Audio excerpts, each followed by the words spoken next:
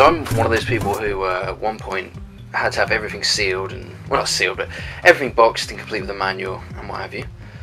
Then I changed my mind because it turned out I just want, at the end of the day, I just want to play the games, and hence why I have a box right here, which is loaded with my Snes games.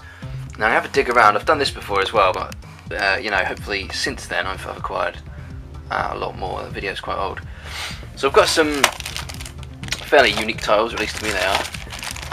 As you already know from the earlier part of the video, I'm a Bomberman nut, so I've got the Japan-only releases of Bomberman 5 and Bomberman 4, Super Bomberman 4. These are really unique games for the SNES. Bomberman 1 and 2 are fantastic. I can't even remember if Bomberman 3 received a Western release. I'm not 100% sure it did. And unfortunately I can't differentiate these because they are different, believe it or not. I think it might be Bomberman 4, maybe it's 5, but it actually has revisions or levels from the earlier games, such as 1, 2, I think it's 5, 1, 2, 3 and 4. It's got earlier, new versions of the old levels, so you get some of the classic soundtracks remakes and things like that. It's absolutely wonderful, it really is good. But yeah, Bomberman nut, let's get those out of the way. Let's get all the Bomberman out of here. Obviously I've got Super Bomberman, that is absolutely brilliant. And let's have a look here. What have we got? We've got the May interest you. Sparkstar I remember making a video of. Rockman X3 or Mega Man X3. This is actually quite hard to get hold of. It's quite expensive in PAL regions, which is why I picked up the NTSC version. The reason this is interesting nowadays is because the sort of revisionist versions of Mega Man X3 in Classics collections, such as the Rockman or Mega Man Anniversary Collection for the Xbox, PlayStation and GameCube, PlayStation 2 and GameCube. Sorry, the reason this is unique is because when they based them on the PlayStation version that came out later, they used the PlayStation soundtrack, which was changed. This one is regarded as having the best soundtrack, so I just tracked it down for that reason. And also it's a brilliant game. Love the Mega Man X games. So let's put that aside. We've got here some of these. Not a lot of them actually. I like most of these games, but some of them are kind of turds.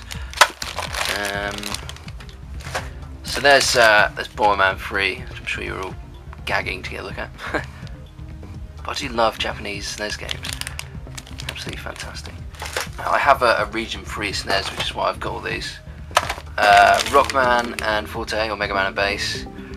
A game I did a video of a long time ago. This is like one of the crowning jewels of my SNES collection. I've got a box as well, it's mint condition. Absolutely brilliant. I recommend that if you want to play that game, check it out on the Game Boy Advance. It's still a lot cheaper, or an emulator or something. I'm not opposed to emulation. You ever heard of a game called Swiv, or a game called Silkworm, to which Swiv is the sequel? And then Firepower 2000 is Swiv on the SNES with a different name. Don't know why, it's utterly insane. I think it came out as well in PAL regions. This is the American one, as you can see from the cartridge. But in PAL regions, for whatever reason, they took out some of the levels and they also took out some of the music. Don't know why. It's just one of those things that happens. So naturally I wanted the sort of definitive version. But when you talk about the definitive version, I guess you'd want to play Swiv on the Amiga. To which I'm sure some of my British cohorts can agree with. So let's have a look what else we got here. Of course, Super Street Fighter 2, absolutely fantastic. I heard some interesting things about this. They produced a Genesis or Mega Drive version, and it uses a larger cartridge. So as such, it has like more sound samples and more graphics in there as well.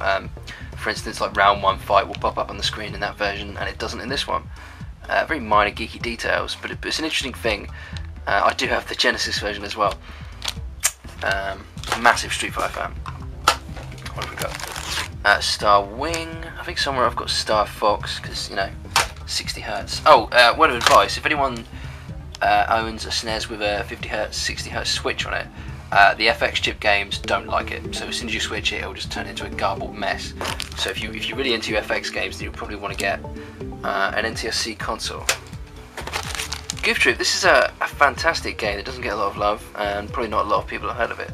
But it's a good family game. It's a good little puzzle game. It's very sort of slow paced and strategic. But considering the license involved, excuse me, the license involved and what it is, you'd actually be very surprised as to how good that is. That's all that no one cares about Raw, but me, NBA Jam. Yep, love the Donkey Kong Country games. Probably comes as no surprise. Another version of Super Bomberman, which I didn't realise I had, so if anyone wants that, it's up for grabs. Super Bomberman 2. So Vortex is another 3DFX game. This is a really cool game. Again, I don't see it get a lot of love or coverage on the net, but I assure you it's good. What have we got here? Ah, there we go. So there's the Japanese version of Star Fox. So I can have my 60 Hz hit. It's a very cool cart as well. Castlevania 4, some of these just obvious classics. Yoshi's Island. Like I say, I'm not going to tell you about games that everyone already knows about. Flashback. F-Zero. Oi Jim. You know what annoyed me? You know they put out the Mario 25th anniversary, or whatever the hell it was, last year for the Wii, where you got Mario All Stars. They didn't even put this version of, because it was just literally the ROM. They didn't even put this version on there, which had Super Mario World on it, which is just sacrilege. They really should have done that. What have we got here? Star Wars. But you know what? This is a very cool game, and that is Battletoads. Is it Battletoads and Double Dragons? I think it's called. Is it Versus? No, it's and. It's a really interesting game. The only thing that ever put me off of this is the fact that you went from, or at least I did. I don't know what the release date order was. 94. It doesn't say when this was released, but I went from Battletoads and Battlemaniacs, which have massive sprites and amazing music, to Battletoads and Double Dragon, which had really small sprites. And I've always been a fan of the massive blown up sprites. It's one of the reasons I love Final Fight. So it was weird making that transition. Okay, so I've made a video of Super Turrican 2, but this is utterly brilliant. If you're a fan of the Manfred Trends' Turrican games, you will love this. It's got Chris Hulsbeck soundtrack. Chris Hulsbeck soundtrack. That's pretty tough to say. Brilliant game. Really cool use of Mode 7 as well. What else have we got? Contra Free, of course. Again, like the obvious classics I've got. I made a video of this one time. Street Fighter Alpha 2. Street Fighter 02, sorry. Alpha was too dear. Really unique game. Such a big game in terms of sprite and content to get on the SNES, and they did it. Yeah, there's limitations. It's nowhere near as good as the PlayStation 2 or... Sorry. Well, yeah, it's nowhere near as good as the port on the PlayStation 2 Anniversary Collection, but it's nowhere near as good as the PlayStation 1 or the Sega Saturn versions either. The cool black cart that Killer Instinct came on. Just like the idea there's a black cart. What else have we got here? Super Lest I made a video of. Wonderful shooter that's very cheap, and it's got a fantastic soundtrack. Again, I've not seen it have much love on the internet, unfortunately.